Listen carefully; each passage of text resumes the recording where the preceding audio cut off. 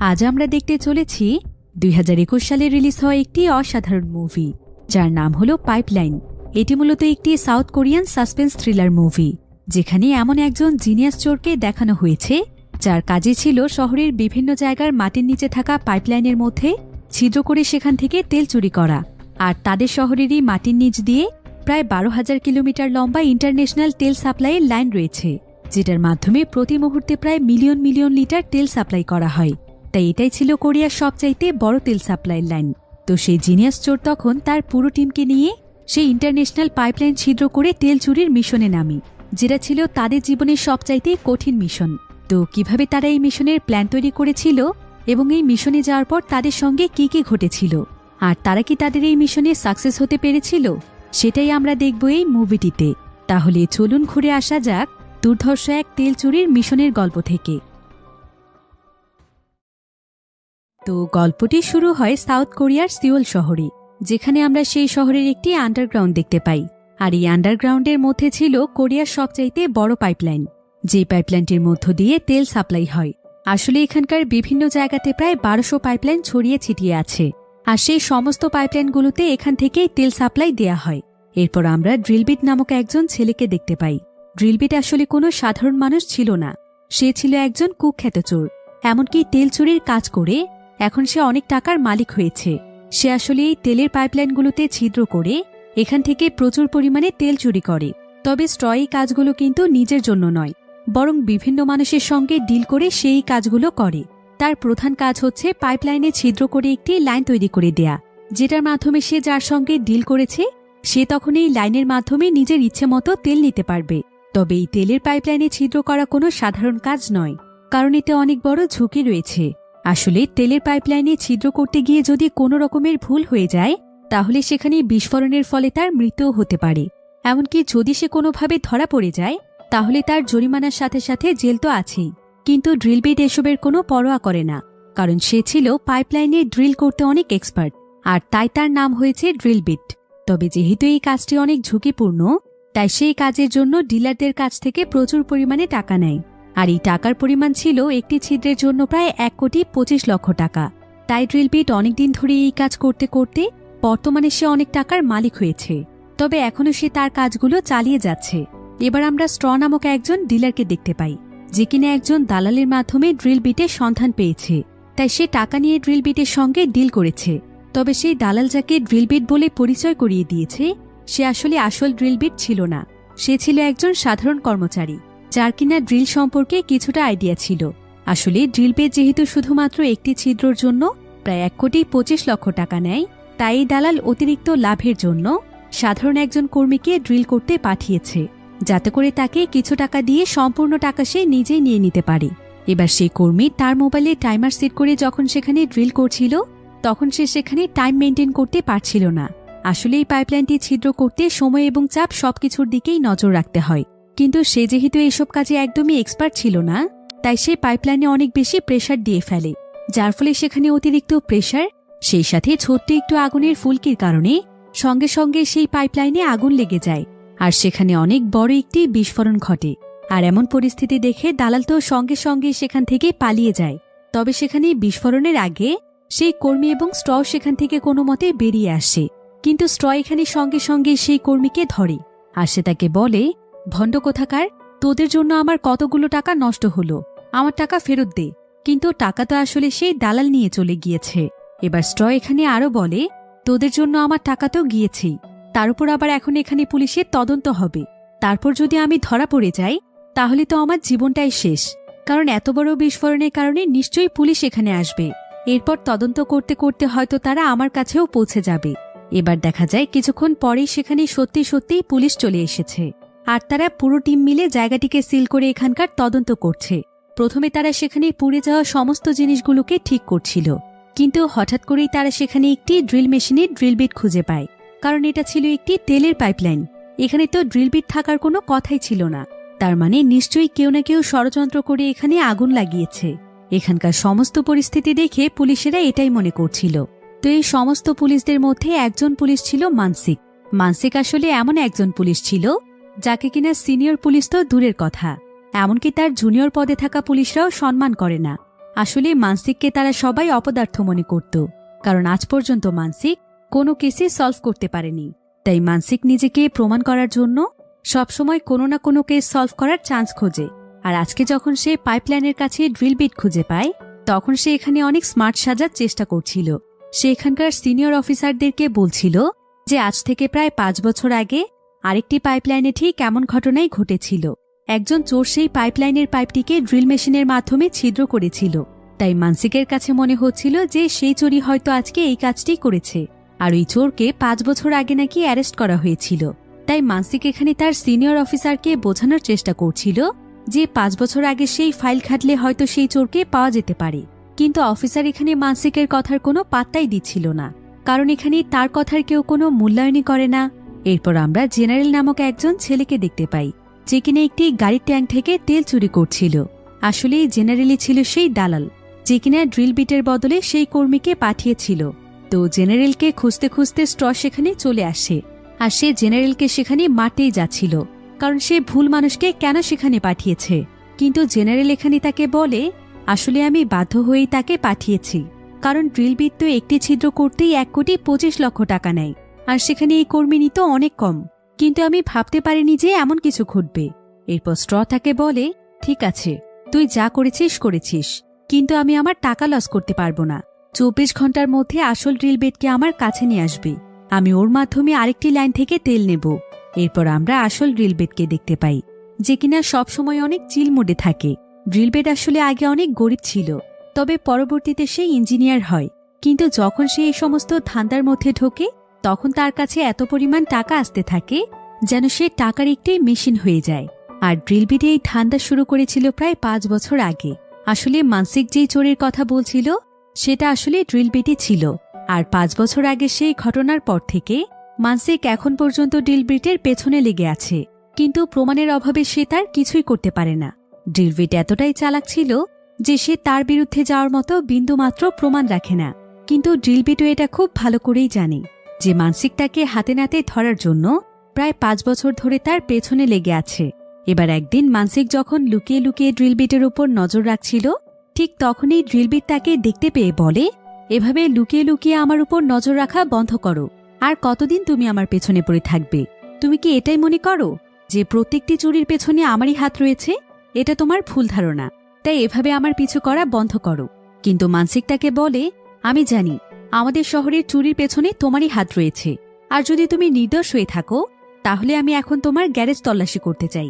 Drill bit তখন তাকে garage তল্লাশি করতে বলে, কিন্তু সম্পূর্ণ গ্যারেজ তন্ন তন্ন করে দেখার পরেও মানসিক সেখানে কোনো কিছুই খুঁজে পায় না, যেটার মাধ্যমে সে ড্রিল বিটকে দোষী প্রমাণ করতে পারবে। ড্রিল বিট তখন সেখানে মানসিকের উপর প্রচণ্ড হাসে। এরপর মানসিক সেখান থেকে চলে যায়। কিন্তু কিছুক্ষণ পরেই ড্রিল বিটের কাছে জেনারেল আসে। আসলে এই জেনারেল ছিল ড্রিল বিটেরই বন্ধু, যে কিনা ড্রিল বিটের কাছে নানা জায়গা থেকে ক্লায়েন্ট এনে দিত। কিন্তু এবার সে লাভের আশায় ড্রিল বিটের জায়গায় অন্য কাউকে পাঠিয়েছিল। তো জেনারেল এখানে ড্রিল বিটকে এই সমস্ত কথা জানায়। কিন্তু ড্রিল বিট যখন এটা জানতে পারে যে সে কমিশন লাভের জন্য এত বড় ঘটনা ঘটিয়েছে, তখন সে তার উপর প্রচণ্ড রেগে যায়। তবে জেনারেল এখানে তার কাছে বারবার ক্ষমা চায়, আর সে তাকে বলে, আমি যেই ক্লায়েন্টের কাজ নিয়েছিলাম সে অনেক বড় মাপের গ্যাংস্টার, তাই তার কাজ কমপ্লিট না হওয়ার কারণে সে আমার পেছনে লেগে আছে। আর যদি আমি তার কাজটা কমপ্লিট করে দিতে না পারি তাহলে সে আমাকে মেরে ফেলবে। তাই তুমি আমাকে সাহায্য করো, তুমি দয়া করে এই ক্লায়েন্টের কাজটি করে দাও। আমি তোমাকে কথা দিচ্ছি আমি আর কখনো এই ধরনের কাজ করব না। তো যেহেতু জেনারেল ড্রিল বিটের অনেক ভালো বন্ধু ছিল, তাই সে আর জেনারেলের কথা ফেলতে পারে না। সে তখন সোজা স্ট্রর কাছে চলে যায়। এরপর ডিল অনুযায়ী সে আরেকটি পাইপলাইনে ছিদ্র করতে যায়। আর ড্রিল বিটের কাছে স্পেশাল একটি ড্রিল মেশিন ছিল, যেটা সে নিজে তৈরি করেছে।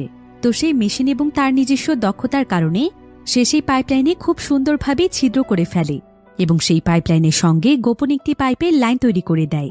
আর স্ট্র ড্রিল বিটের এমন দক্ষতা দেখে সে তার কাজের প্রতি অনেক ইমপ্রেস হয়ে যায়। তাই সে তখন ড্রিল বিটকে অনেক বড় একজন বিজনেসম্যানের অ্যাড্রেস দেয়, যেখানে গেলে সে অনেক বড় একটি ডিল পাবে। ড্রিল বিট তখন সঙ্গে সঙ্গে সেই অ্যাড্রেসে থাকা জায়গাতে চলে যায়, আর সেখানে তার সঙ্গে সেই বিজনেসম্যানের দেখা হয়।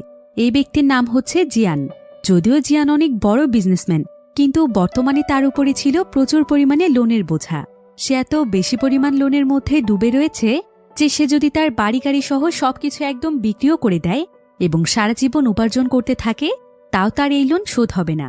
তাই জিয়ান চাইছিল ড্রিল বিটের মাধ্যমে তার নিজের জন্য একটি পাইপলাইন তৈরি করে নিতে, যাতে করে সে সেখান থেকে তেল চুরি করে তার লোনগুলো শোধ করতে পারে।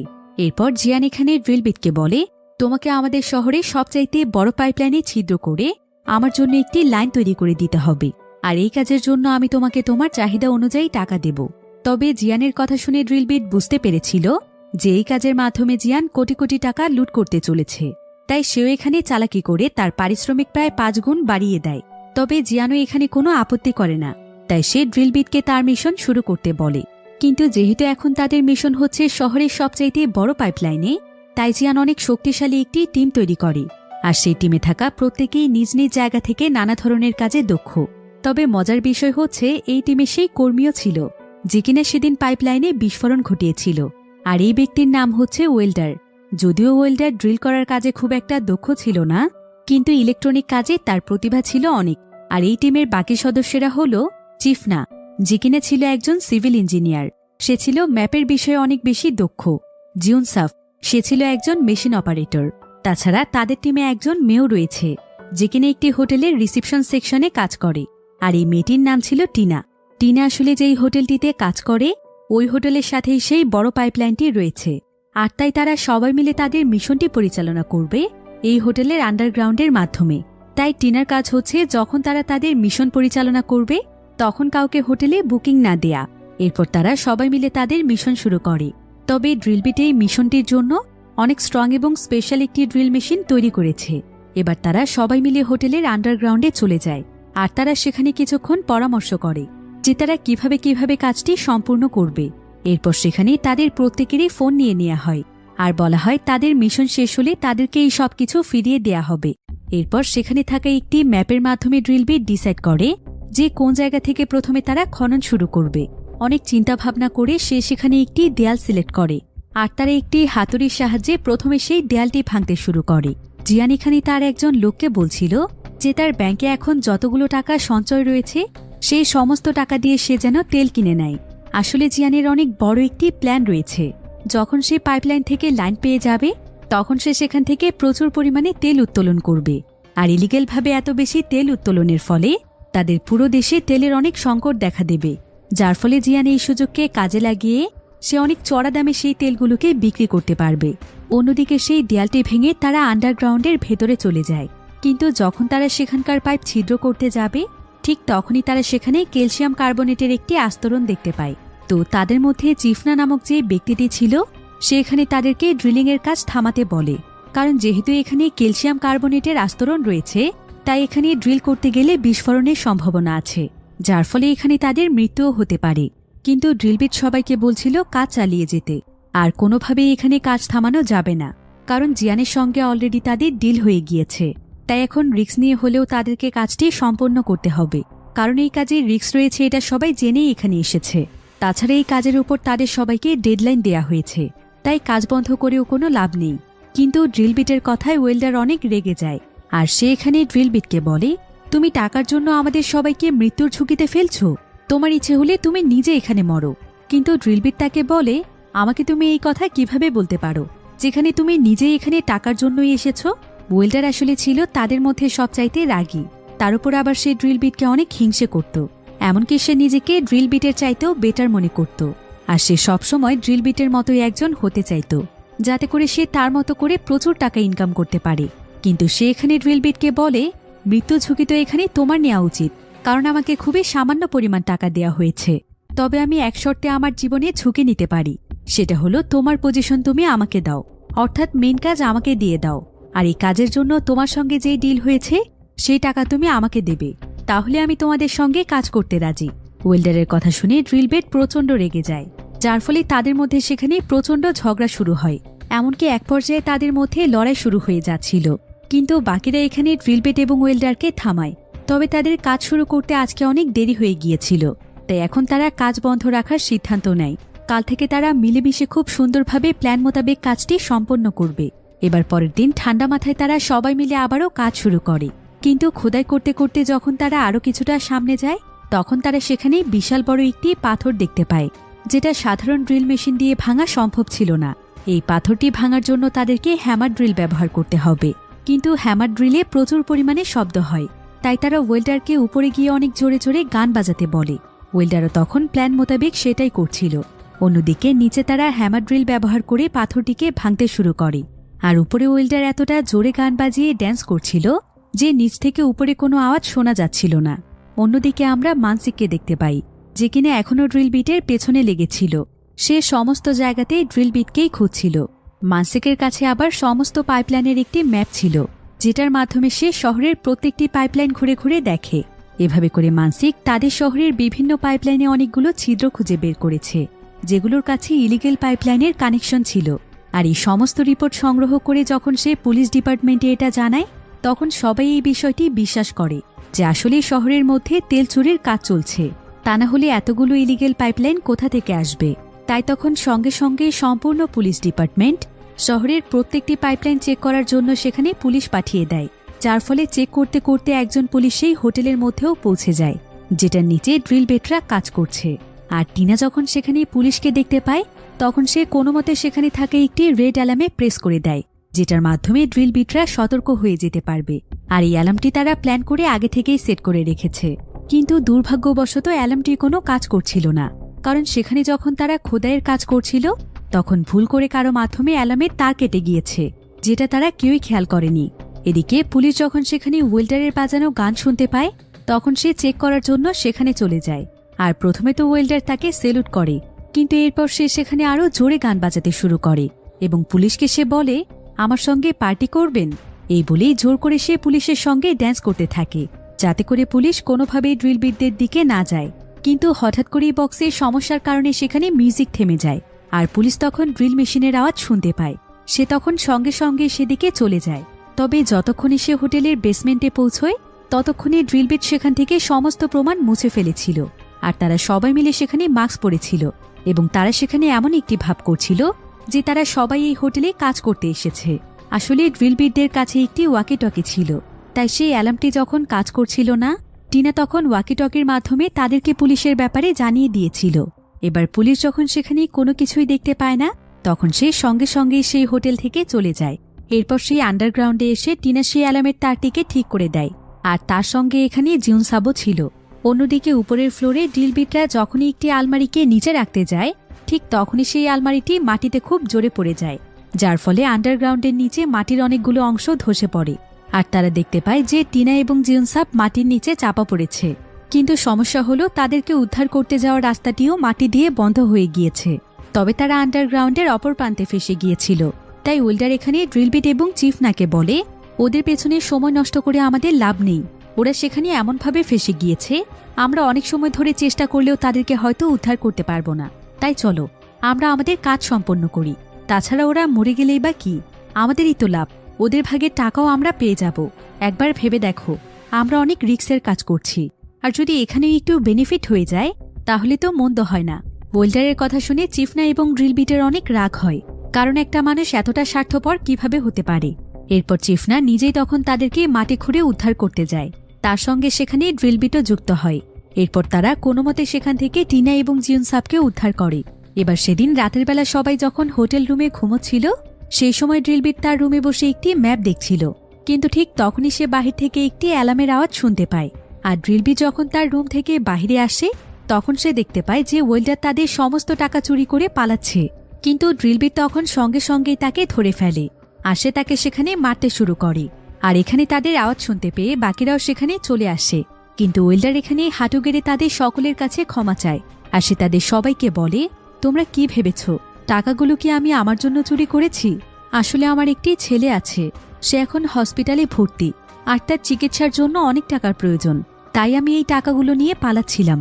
একথা শুনে ওয়েল্ডারের জন্য তাদের প্রত্যেকেরই অনেক খারাপ লাগে, তাই তারা তাকে আর কিছুই বলে না। কিন্তু আসলে এটা ছিল সম্পূর্ণ মিথ্যে কথা। ওয়েল্ডার এখানে বাঁচার জন্য নাটক সাজিয়েছে।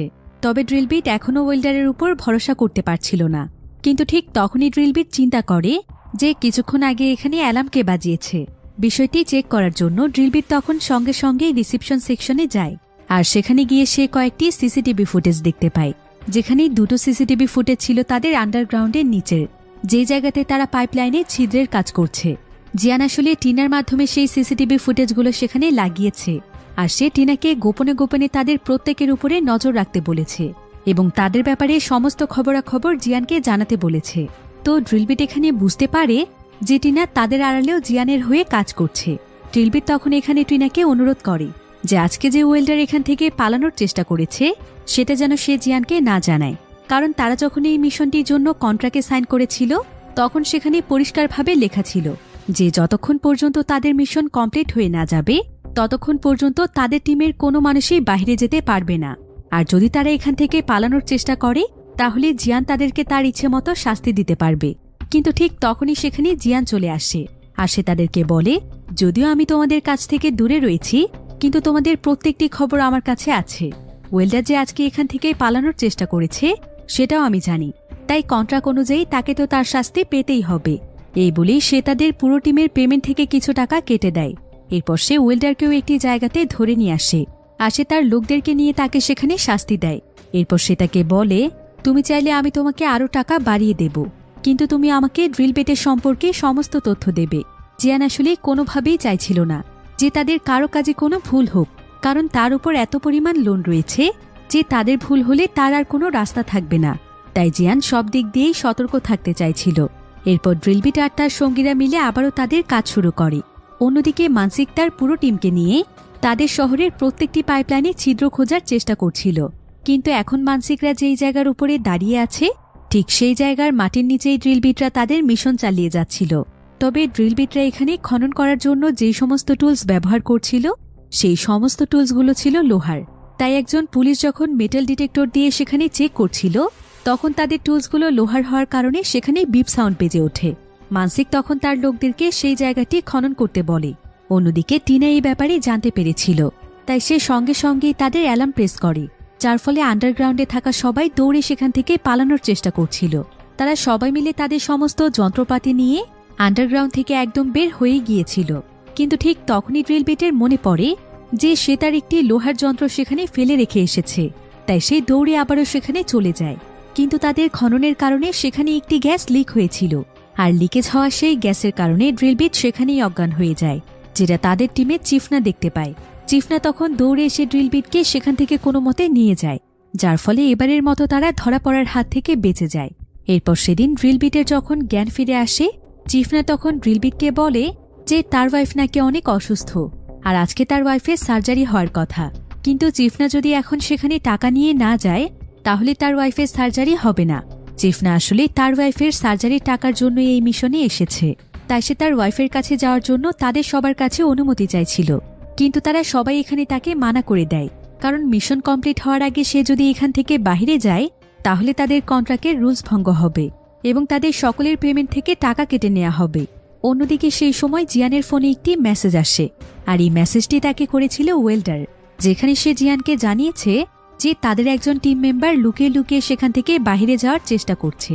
আসলে কিছু সময় পরেই বাকি সবাই মিলে চিফনাকে তার ওয়াইফের কাছে যাওয়ার অনুমতি দিয়েছিল, কিন্তু সেটাও আবার লুকিয়ে।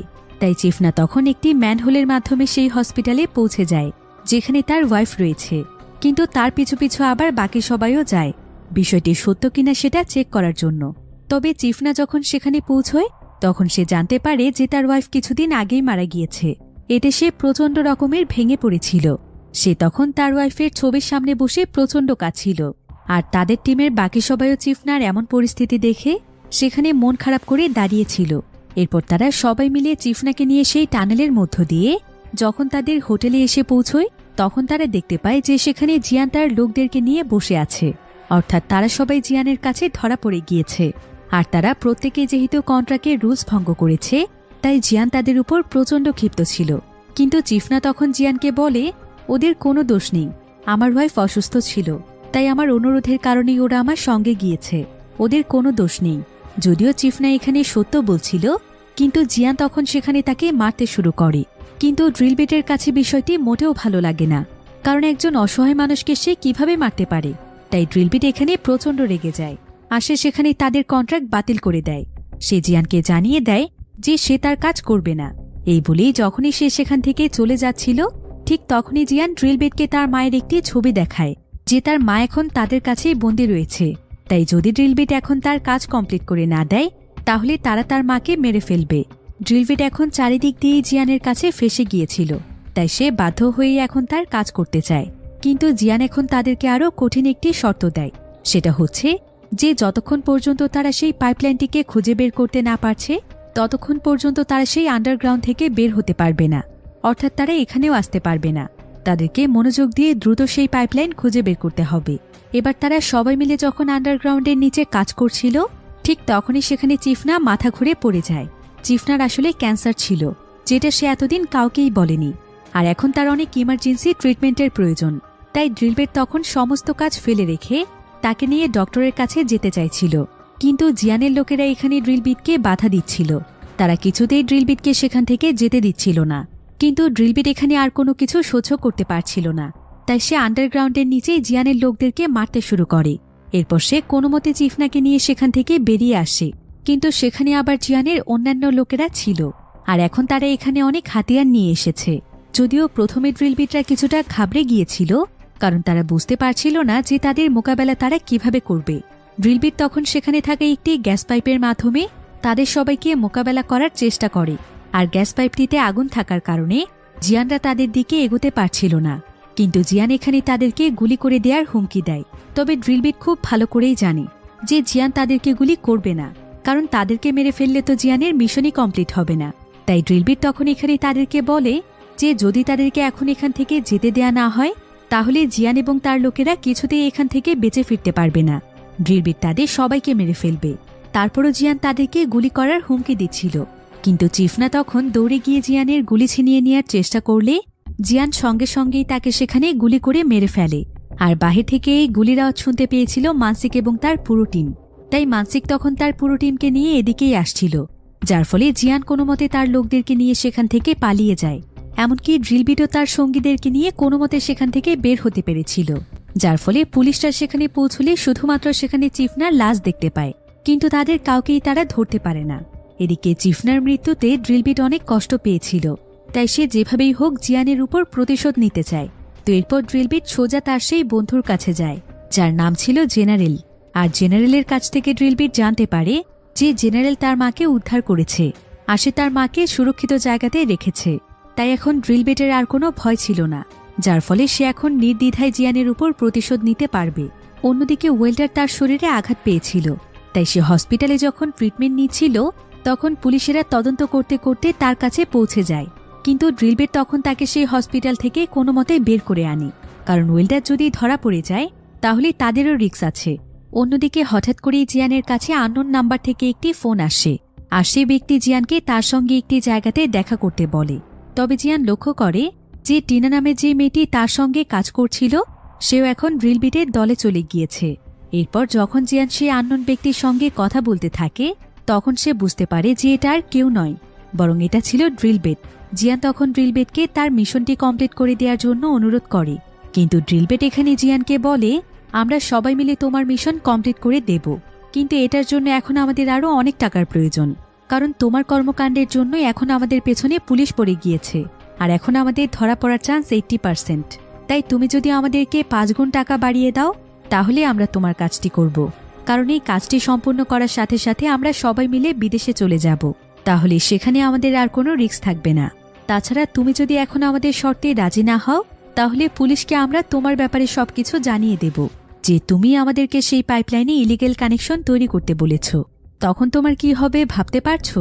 জিয়ান তখন ড্রিলবিটের শর্তে রাজি হয়। এরপর ড্রিলবিট এবং তার সঙ্গীরা আবারও তাদের কাজে লেগে পড়ে। তাদের সঙ্গে ওয়েল্ডারও ছিল, কিন্তু তাদের মধ্যে এটা কেউই জানত না যে ওয়েল্ডার লুকিয়ে লুকিয়ে জিয়ানের কাছে তাদের ব্যাপারে সমস্ত তথ্য দিচ্ছে। এবার সেদিনের মতো তাদের সেখানে কাজ শেষ হলে ড্রিলবিট ওয়েল্ডারকে কোনো একটি জায়গার দিকে যেতে দেখে। তার এতে কিছুটা সন্দেহ হয়, সে তখন তার পিছু পিছু যায়।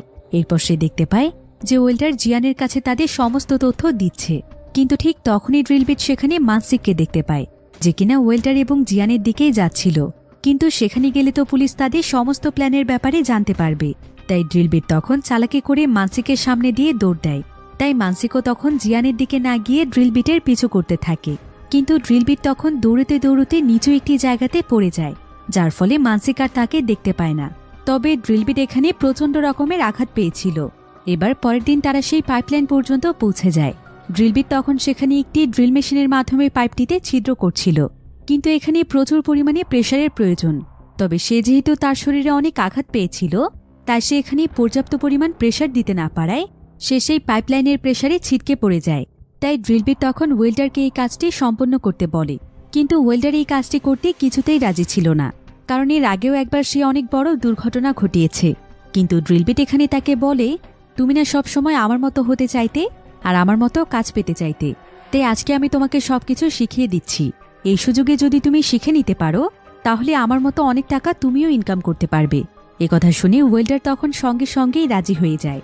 সে তখন সেই পাইপলাইনটিতে প্রেসার দিতে থাকে, আর ড্রিলবিট সেখানে বসে বসে তাকে ইনস্ট্রাকশন দিচ্ছিল যে কত সময়ের মধ্যে কিভাবে সে সেখানে প্রেসার দেবে। কিন্তু প্রথমে ওয়েল্ডার সেখানে খুব বেশি প্রেসার দিতে পারছিল না, তবে ড্রিলবিট এখানে তাকে অনুপ্রেরণা দেওয়ার চেষ্টা করছিল, যার ফলে কিছুক্ষণের মধ্যেই ওয়েল্ডার খুব সুন্দরভাবে পাইপলাইনে ছিদ্র করে ফেলে। এরপর ড্রিলবিট সেই ছিদ্রটির মাধ্যমে সেখানে ইলিগেল পাইপলাইনের একটি কানেকশন তৈরি করে ফেলে। অন্যদিকে জিয়ান তার সমস্ত লোকদেরকে নিয়ে প্রস্তুতি গ্রহণ করছিল যে তেল উত্তোলন করে সে কিভাবে এগুলোকে পাচার করবে, এবং সে এখানে অনেক ক্লায়েন্টের সঙ্গে ডিলও করছিল।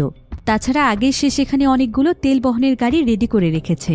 এরপর যখন সে সেই ইলিগেল পাইপ দিয়ে তেল পড়তে দেখে তখন সে অনেক খুশি হয়ে যায়, কিন্তু সেই সময় ড্রিলবিট তাকে ফোন করে বলে যে এক্ষুনি টাকা নিয়ে তাদের কাছে চলে আসতে, কারণ তারা তার কাজ কমপ্লিট করে দিয়েছে, আর যতক্ষণ পর্যন্ত সে টাকা নিয়ে না আসবে ততক্ষণ পর্যন্ত এই পাইপলাইন থেকে তেল পড়া বন্ধ থাকবে। এরপর ড্রিলবিট সেখানকার পাইপলাইনটি বন্ধ করে দিয়ে সেখান থেকে চলে যায়, কিন্তু ওয়েল্ডার আবার সঙ্গে সঙ্গে জিয়ানের সঙ্গে যোগাযোগ করে, আর জিয়ান যখন তাকে টাকা দিতে চায় তখন সে লুকিয়ে লুকিয়ে সেই পাইপলাইনটি আবার চালু করে দেয়। কিন্তু ওয়েল্ডার যখন জিয়ানের সঙ্গে কথা বলছিল তখন ড্রিলবিট সবকিছু শুনতে পেয়েছিল, তাই সে তখন সঙ্গে সঙ্গে ওয়েল্ডারকে মারতে শুরু করে, আর সে তাকে বলে, তুমি এতটা স্বার্থপর কিভাবে হতে পারো? তুমি কিনা জিয়ানের মতো একজন বাজে লোকের সঙ্গ দিচ্ছ? দেখতে পাওনি সে চিফনাকে কতটা নিষ্ঠুরভাবে মেরে ফেলেছে? আর চিফনা তোমার জন্য কতটা স্যাক্রিফাইস করেছে সেটা তুমি নিজেও জানো না। ও তোমার ছেলের চিকিৎসার জন্য তার কাছে থাকা সমস্ত টাকা রেখে গিয়েছে শুধুমাত্র তোমাকে দেওয়ার জন্য। সে মৃত্যুর সময় আমাকে বলে গিয়েছে সেই টাকাগুলো তোমাকে দেওয়ার জন্য, আর তুমি কিনা তার হত্যাকারীর সঙ্গেই হাত মিলিয়েছ। একথা শোনার সঙ্গে সঙ্গে ওয়েল্ডার তার ভুল বুঝতে পারে। এখন তার চিফনার জন্য অনেক খারাপ লাগছিল, সে অনেক অনুতপ্ত হচ্ছিল, কিন্তু এখন তার উপর থেকে সবাই বিশ্বাস হারিয়ে ফেলেছে, তাই তারা সবাই মিলে সেখানে ওয়েল্ডারকে বেঁধে ফেলে। অন্যদিকে ওয়েল্ডার এবং ড্রিলবিট যখন পাইপলাইনে ছিদ্র করছিল তখন সেখানকার একটি সিসিটিভির মাধ্যমে জিয়ান সেটা দেখতে পাচ্ছিল, কিন্তু সে তখন সেই সিসিটিভি ফুটেজ মানসিকের ফোনে পাঠিয়ে দেয়। তবে সে এটা কেন করেছিল সেটা আমরা কিছুক্ষণ পরেই জানতে পারব। এবার ড্রিলবিট জিয়ানকে আবারও ফোন করে লাস্ট ওয়ার্নিং দেয়। জিয়ান তখন বলে, আমি তোমাদের টাকা নিয়ে আসছি, তোমরা বাইরেই দাঁড়িয়ে থেকো। এবার যখন জিয়ান সেখানে চলে আসে তখন জিয়ান তাকে বলে, পাইপলাইন দিয়ে তো কোনো তেল পড়ছে না, আর তোমরা যে ঠিকমতো পাইপলাইনের কানেকশন তৈরি করেছ সেটা আমি কিভাবে বিশ্বাস করব? আমাকে আগে ভেতরে নিয়ে গিয়ে দেখাও যে সবকিছু ঠিক আছে কিনা, তারপর আমি তোমাদেরকে তোমাদের সমস্ত পাওনা টাকা দিয়ে দিচ্ছি।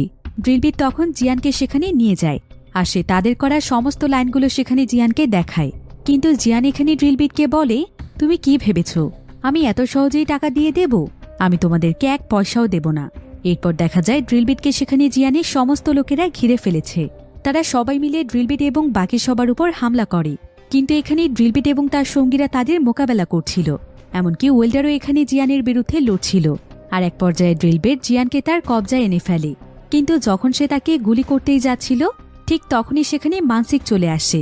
আসলে মানসিককে জিয়ান মেসেজ করে এই জায়গাতে আসতে বলেছিল, তো মানসিককে দেখে ড্রিলবিট আর সেখানে জিয়ানকে কিছুই বলে না।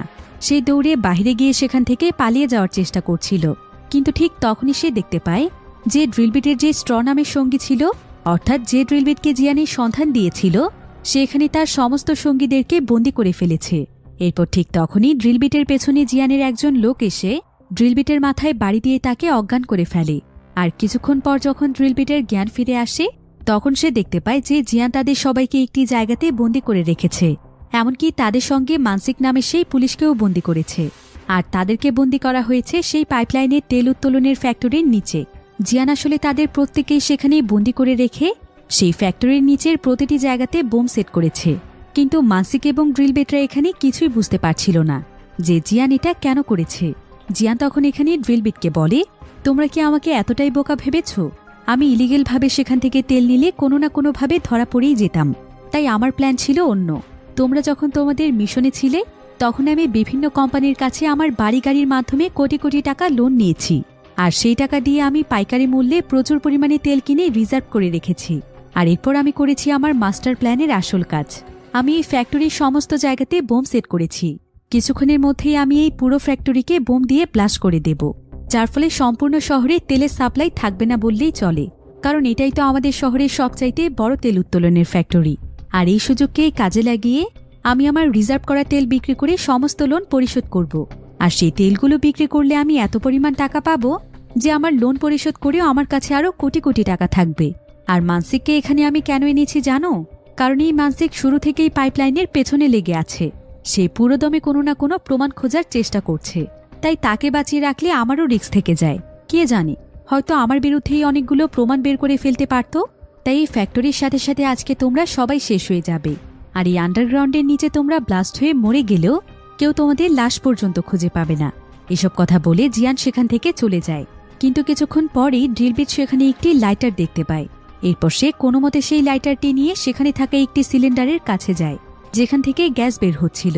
ড্রিলবিট তখন বুদ্ধি করে সেই সিলিন্ডারে আগুন লাগিয়ে দেয়, আর সেই আগুনের সাহায্যে সে তার হাত পায়ে থাকা রশি ছাড়িয়ে ফেলে। এবার সে তার সঙ্গীদেরকেও মুক্ত করে দেয়। এরপর তারা সবাই মিলে সেখানে যতগুলো বোম লুকোনো ছিল সেই সমস্ত বোম খুঁজে বের করে।